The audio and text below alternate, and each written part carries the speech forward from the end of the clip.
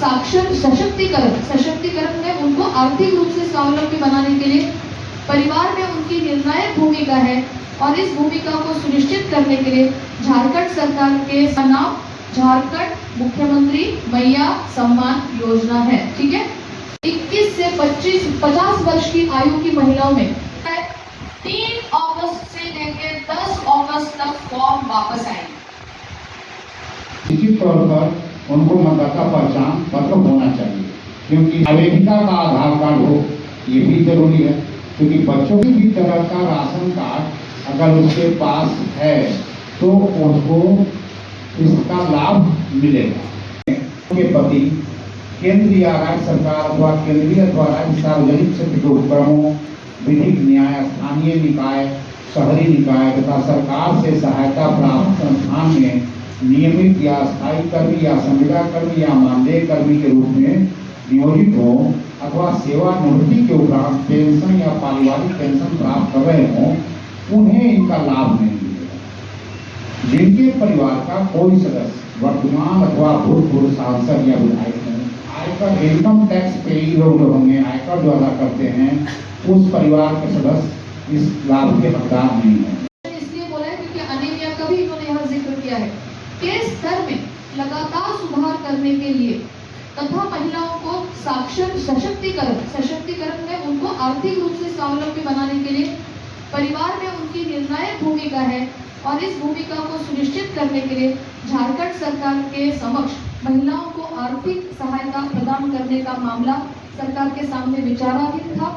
उस मामले को एक साकार रूप देते हुए मुख्यमंत्री बहन बेटी मई हुई स्वावलंबन प्रोत्साहन योजना जो आई थी, अब इसका नाम झारखंड मुख्यमंत्री मैया सम्मान योजना है। ठीक है, पॉइंट नंबर 3 अगस्त से लेके 10 अगस्त तक ये फॉर्म वापस आएंगे। अब वापस आने की जर्नी समझे।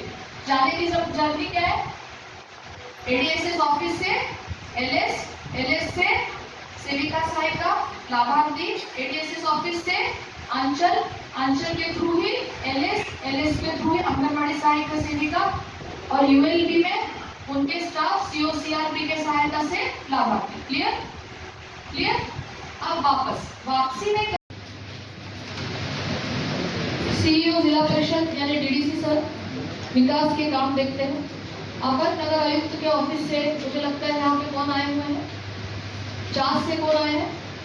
आप आए हुए आपके नहीं 2 सीओ भी है कम्युनिटी ऑर्गेनाइजर से। आपके कौन कौन आए हैं? सीओ सीआरपी हाथ ऊपर कीजिए। वेरी गुड, ये चास एरिया से आए हुए हैं। हमारे टीओज आए हैं, टैक्स कलेक्टर्स आए हैं। कोई आपके पास टैक्स कलेक्टर का कोई पद नहीं है? हाँ भैया है, ये मनोज महतो है। देखिए मनोज महतो जी को देखिए, हमारे जिले में जितने भी सैया होती है उनकी डिस्ट्रिक्ट प्रोग्राम कोऑर्डिनेटर है। हमारे डीडीएम आए हुए हैं। जब उनका एप्लीकेशन दिला रहा हो तो 21 वर्ष की आयु वो पूर्ण कर चुकी हो तथा 50 वर्ष से कम आयु की हो। ऐसा इसलिए भी किया गया है कि झारखंड सरकार के महिला बाल विकास एवं सामाजिक सुरक्षा विभाग से कई अन्य पेंशन योजनाएं भी चल रही हैं, तो इसको करने का उद्देश्य है कि इस एज ग्रुप के लोग भी कवर हो जाए और इसमें कोई इस तरह का नहीं है कि वो शादीशुदा नहीं हो या शादीशुदा हो, इस तरह का कोई बंधन नहीं है। बैंक खाता हो, सिंगल बैंक खाता यानी ज्वाइंट नहीं हो। वर्तमान में जिनका बैंक खाता आधार लिंक नहीं है वे भी इस योजना का लाभ दिसंबर 2024 तक उठा सकते हैं, लेकिन इस अवधि के पश्चात आर्थिक लाभ प्राप्त करने हेतु बैंक खाता का आधार लिंक कराना अनिवार्य होगा। इसलिए ये फॉर्म नहीं रिजेक्ट हो जाएगा कि आपका आधार लिंक नहीं है खाता, लेकिन ये सुविधा दिसंबर 2024 तक ही आपको मिलेगी। उसके बाद आधार लिंक कराना अनिवार्य होगा। महिला कहीं काम कर रही हो, उनका ईपीएफ नंबर हो, उनका ईपीएफ कट रहा हो, वर्णित योजना अंतर्गत लाभुकों के लिए आवेदन प्रक्रिया आप देख रहे होंगे जो हम लोग अभी। अब इसमें आवेदिका द्वारा आवेदन पत्र के साथ निम्नलिखित अभिलेखों की स्व हस्ताक्षरित छायाप्रति समय में की जाएगी। इसमें आवेदिका के मतदाता पहचान पत्र, उनका हस्ताक्षर होगा, माने सेल्फ अटेस्टेड। उसी तरह से आधार कार्ड भी उनका सेल्फ अटेस्टेड होगा। आधार लिंक्ड बैंक खाता का पासबुक, इसमें एक चीज क्लियर है। मुख्यमंत्री मैया सम्मान योजना ये झारखंड सरकार की एक बहुत ही महिलाओं के आर्थिक, सामाजिक, शैक्षणिक और उनके पोषण और उनके स्वास्थ्य से रिलेटेड सकारात्मक सशक्तिकरण की एक बहुत ही महत्वाकांक्षी योजना है। आज इस योजना के तहत दूसरी बार ज़िले में एक ट्रेनिंग कम वर्कशॉप का आयोजन किया गया, जिसमें हमारे सारे लेडी सुपरवाइजर्स, हमारे JSLPS के DPM, BPM, 14वें वित्त आयोग के DPM, BPM, LDM साहब जिनके थ्रू बैंक का खाता खोला जाएगा, UID के मैनेजर्स, हमारे प्रखंडों से आए हुए अन्य पदाधिकारी, नगर निगम चास, नगर परिषद खुसरो, प्रखंड विकास कार्यालय से कुछ पदाधिकारी, PRD, मीडिया और पंचायती राज विभाग के कर्मी, इन सारे लोगों को एक साथ बिठा के, खास करके शहरी यानी नगर निगम एरिया के कम्युनिटी ऑर्गेनाइजर, CRPs, इन सारे लोगों को बिठा के आज हमने सामुदायिक संकल्प का वाचन किया। साथ ही साथ जो भी अर्हता रखती हुई हो, वो अर्हता के साथ क्या क्या फॉर्म्स के साथ आवेदन देने हैं, उनकी गहन समीक्षा हुई। उसको हमने अच्छे से समझाया, लोगों के जितने सारे क्वेरीज थे उसको हमने सॉर्ट आउट किया, जिसके तहत कल से यानी 31 जुलाई से लेकर 2 अगस्त तक इन सारे 9 प्रखंडों में और शहरी निकायों में फॉर्म्स बांटे जाएंगे और 3 तारीख से लेकर 10 तारीख तक कैंप्स का आयोजन करते हुए BLE के माध्यम से हर एक पंचायत में 5 से 7 हम लोग BLEs देने वाले हैं। उनके माध्यम से इस फॉर्म्स का ऑनलाइन आवेदन भरा जाएगा। से आवेदिका खुद होनी चाहिए, उसके साथ भरा हुआ फॉर्म होना चाहिए, उसका बायोमेट्रिक अटेंडेंस होगा, जो फ़ोन नंबर उसने आवेदन में लिखा है उसको लेके आना है, ताकि OTP जनरेट होता है तो वहाँ पे वो बता सकती है। साथ ही साथ उसको वहाँ पे एक लाइव पिक्चर लिया जाएगा और फॉर्म ऑनलाइन अपलोड होगा। एक मोबाइल नंबर पे 5 आवेदिका दे सकती है, एक मोबाइल नंबर को 5 आवेदिका आवेदन पे इस्तेमाल कर सकती है। आधार कार्ड के साथ बायोमेट्रिक लिंकेज रखने के कारण ये एक्चुअल जो आवेदन करता है उसी को इसका लाभ दिया जा रहा है। दिसंबर 2024 तक अगर किनका बैंक खाता लिंक नहीं है वो लोग भी इसका फ़ायदा ले सकते हैं, मगर बेहतर यही रहेगा कि लोग अपना बैंक खाता इसके साथ टैग करें।